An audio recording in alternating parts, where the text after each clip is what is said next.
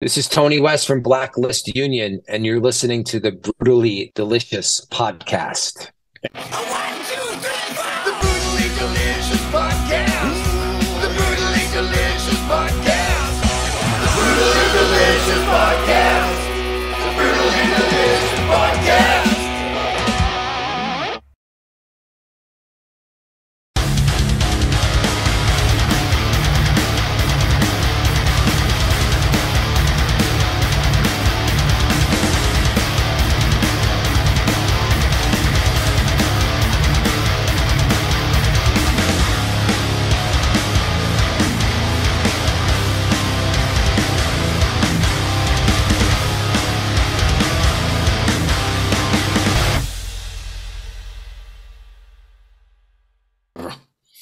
Yeah.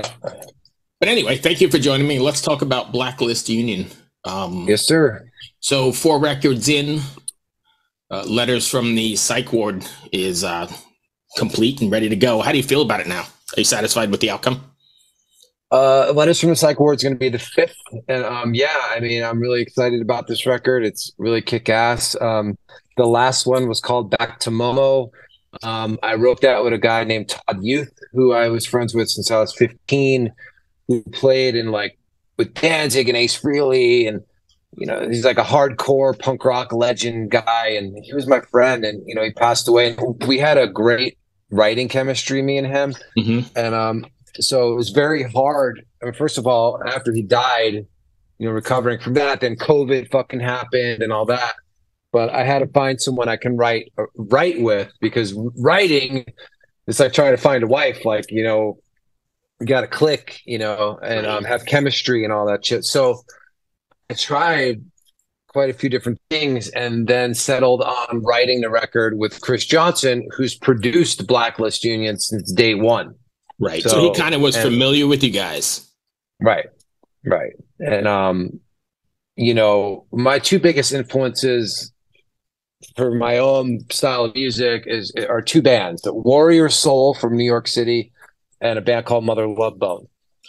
I definitely have heard of Mother Love Bone, not Warrior Soul at all. Warrior Soul's amazing, man. Early 90s New York band that was signed to Geffen.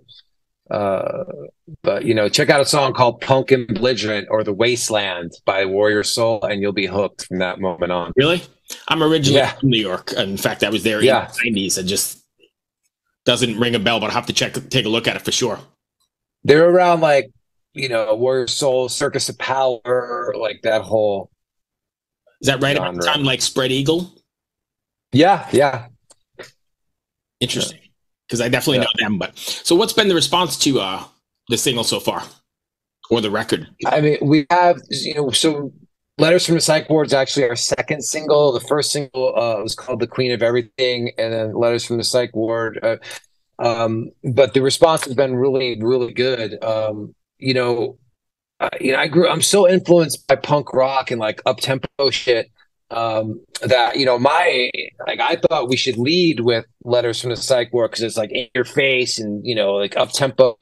But my manager and our team had other ideas, and we led with The Queen of Everything, which was cool because it's more of a, I don't know, it's definitely not up-tempo. It's a great song, but definitely not as aggressive either, right? Yeah, and I'm really happy with the response, and I think it was a call on their part because we've been away for so long, and The Queen of Everything was a good introduction, and then it's like the 1-2 punch, you know what I mean? Right. Letters from the Psych Ward, I came in with that. So, what is your writing process? I know you said you write with your producer. Are you guys writing together in the studio, or are you kind of taking advantage of technology and bouncing stuff back and forth? I've done both. At this point, I live in LA, so I really don't want to fucking drive anywhere ever because the traffic, at least in New York, we had trains and shit. Right. But here, man, it's just, so most of it's done, check this out, kind of deal. I wrote this piece of music, and then I'll write melodies and lyrics, and, we go back and forth. Me and Todd, we did that shit at his house, old school, style. But with Todd, we're just made like that. We're made like that, and you have to evolve with the times. Unfortunately, the fucking social media, the internet, like it's a sign of the times. Like whether we like it or not, like we have to deal with it. So Right. Yeah, you got to wear a ton of different hats. But I think, yeah, and maybe you think differently, but I think when you do it like you just said, you and Todd do kind of together, there's a certain kind of magic or chemistry that is very more organic and maybe even more real, right? I mean, I agree. But like to get the wheels turning, going back and forth via the internet is cool. And then like you get your ideas, the musicians have their ideas, and then you go into a room and Right. start playing it. That's pre-production, Yeah, no, I get that.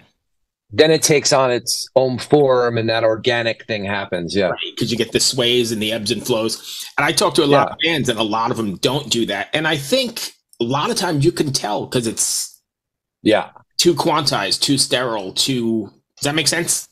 Yeah. We have 2 bonus tracks on this record, actually, that I recorded with Xander from the Circle Jerks and DH Peligro from the Dead Kennedys, who just passed away. Right. And, DH is a very dear friend of mine, and so is Xander. But, like with DH, like, he never played to a click, you know what I mean? So it creates that, and his meter was, exceptional. But, even with the tracks with DH not playing no click, like there's room to breathe and shit. You know what I mean? It's like, it's hard to explain. No, but I think you can hear it. Yeah. I think so too. Yeah. So, tell me about Crew Fest. I was just doing some research on. You guys are playing that on, was that July 29th? June 29th? Yeah, July 29th. It's our first gig back in front of our home crowd. I'm looking forward to it. The whiskey is, we always do very well there. And the Crew Fest thing is something I've done sporadically over the years. They always invite us back. We do really well there. You just do a couple Crew songs? I'm guessing that's what it is? No, there's no Crew songs for us. But it's just called the Crew Fest. Okay. I think a lot of the proceeds go to the Sky O'Neill Foundation, Gotcha. So it's for kids with cancer. And, Right. I've lost a lot of friends from cancer, actually cousin when I was a kid. So I have a soft spot in my heart for that kind of stuff. So when you're writing lyrics, and I know it's rock and roll and it's everyone's got their own perception, but are you writing with like a sort of takeaway or a message you want your fans to walk away from or walk away with? Yeah, man. So I consider myself a wordsmith, and I've always been, like lyrics are so important. I was the kid, man, like my life was shaped by music, even my, a lot of punk rock stuff taught me about what's up with the government and all that kind of shit. Like, but lyrics are very important to me, and every single Blacklist Union song, like you can name one, and it's all a real life experience. And a lot of the songs on the Letters from the Psych Ward record, after Todd died, I went to the Amazon jungle in Peru with the Shipibo Indians and did ayahuasca 5 times. Oh, wow. And it was this life-changing, deep ass. I mean, you can't get any more deep than that. So a lot of these songs are about that, and healing. And it's so the Queen of Everything is about the love I have for my wife. Letters from the Psych Ward. Like, many times we've all fucking felt like we're losing our minds just dealing with life. And Dirty Halo is going to be our next single, and Dirty Halo is about the plethora of friends I've lost. And that it's okay to be a little fucked up and tainted, like, because we all are, you know what I mean? And it's like, I don't mind your dirty halo is the chorus. And I mean, every single one of our songs has meaning. Like, I take pride on that because it's not some surface ass shit that's like, oh, this sounds cool, Right. Way deeper, man. Way deeper. Do you ever feel then that you've put too much of yourself into a song and you're too vulnerable? No, man. In fact, I think my job as an artist is to make myself vulnerable because, so many times over the years, I was like, because of the business of the music business, I'm like, fuck this, I'm quitting, and then I get a message from someone like, your song helped me through the death of my loved one, or, your song was played at, this person's funeral, or this helped me get through this, or whatever it is. Like, it's funny the timing of those messages because they happen when I'm like about to say fuck this, And keep it going then. Yeah. So what was it like in the jungles then? I know you said it was a life-changing experience, but how did that come about and what was it like? So, I grew up in the fucking Bronx, dude. Like, like in New York City, like right. I'm from Long Island, but I know where you're at, right? Yeah. I got a lot of family in Long Island. And so, at night it was like me and my wife were in there, and because I grew up in the Bronx, I'd be like, what the fuck was that noise? It's like, and I mean, the mosquitoes were motherfucker. Like we had a big, huge, like, I don't know, like huge pail. Like it was almost like the way I grew up. Like it was like a trash can of fresh water they put in. So like we would have to pour a bowl over ourselves and bathe that way.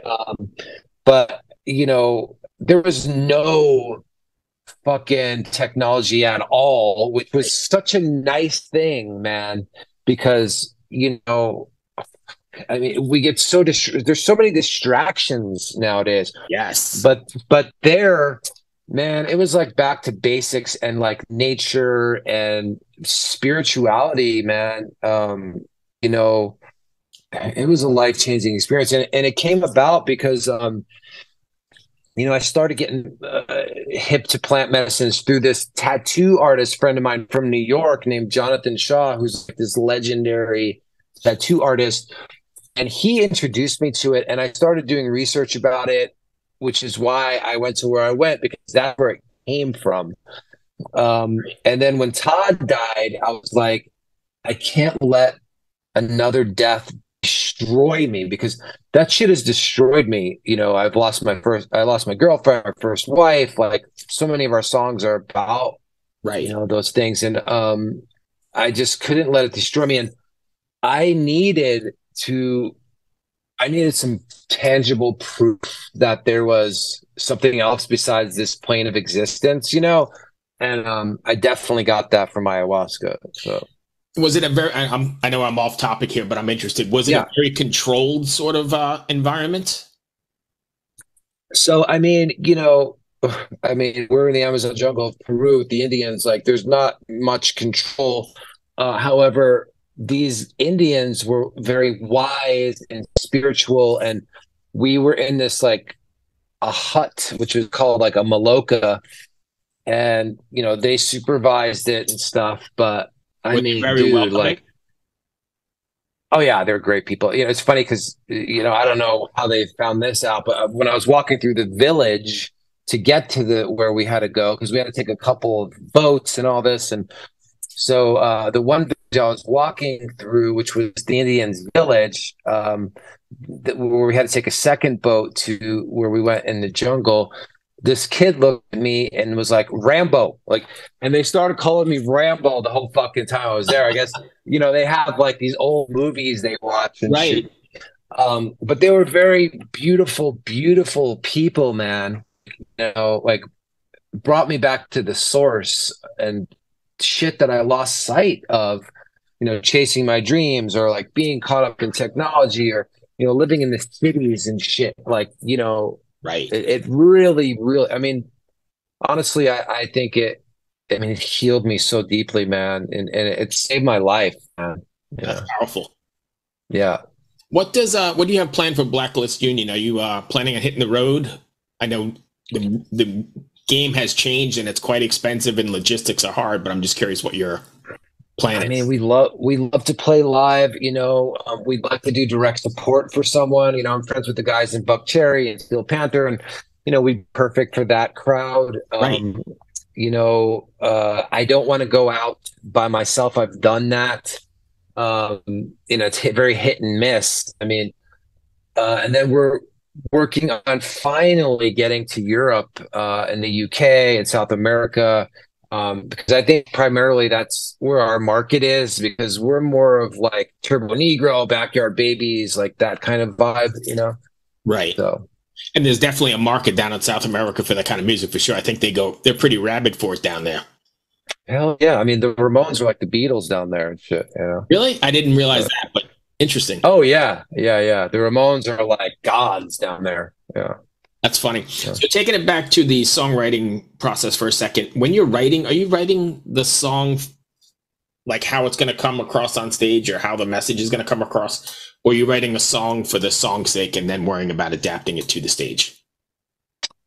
I mean, all of that is always in the equation for me.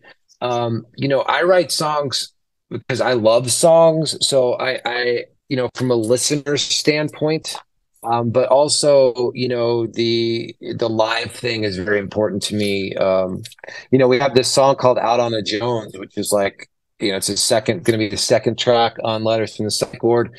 I mean, it's so like in your face GBH. I'm like, how the fuck am I going to sing this shit live? Like, this is not, but I always do, but like, and I always try to write where you have to bring your A game. Like, there's no bringing your B game to these songs. Like, you got to be on your shit, on your toes with these. And I like to write like that as well, because if you see us live, like, I when I see a band live, I want to walk away saying, wow, Right. and that's what I bring to the table, So.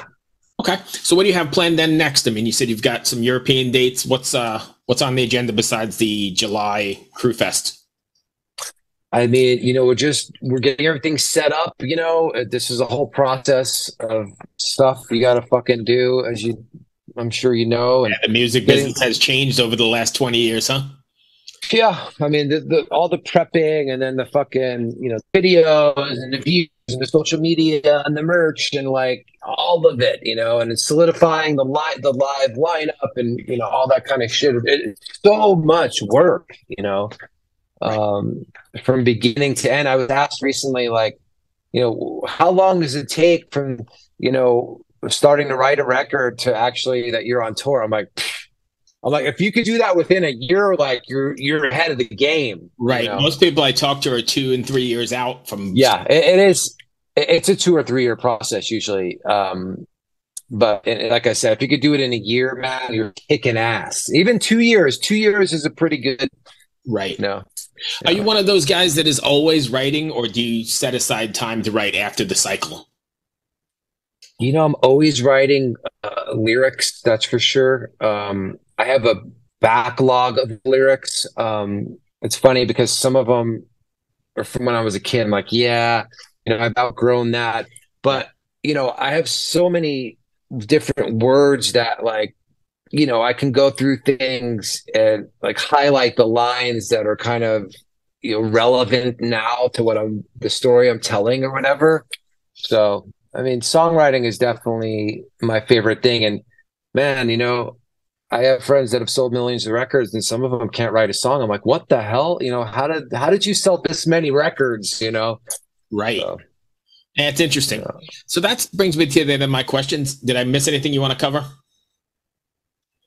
I mean, no. I mean, you could find us, we're not hard to find. If I could tell you that, a lot of people that love rock and roll, like, people still don't know about us. There's a lot of people that don't know about us. Right. But we're not hard to find, at blacklistunion.com. You can Google us. We have 4 records of full-length records of music.